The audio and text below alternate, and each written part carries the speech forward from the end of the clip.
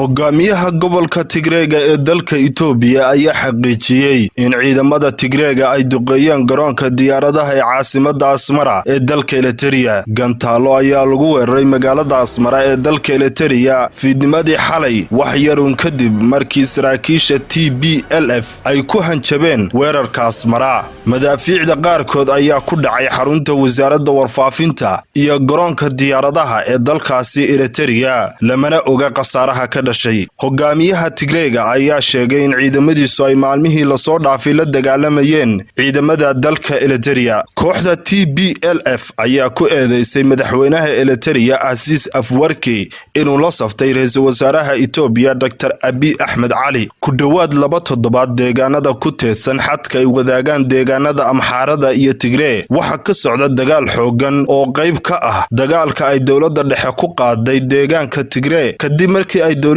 Itoobiya ciidamo daacad u ah TPLF ku eedeysay inay weerareen ciidamada federaalka ee qaybta waqooyi. Kumanaan qof ayaa ka qaxaya colaadda gobolka Tigreega, kuwaasoo intooda badan u qaxay dalka ay dariska yihiin ee Suudaan. Dawladda Suudaan ayaa sheegtay in dadka ka soo barakacay dagaalka u dhexeeya dawladda Itoobiya iyo jabhadda TPLF ay hoy siin doonto.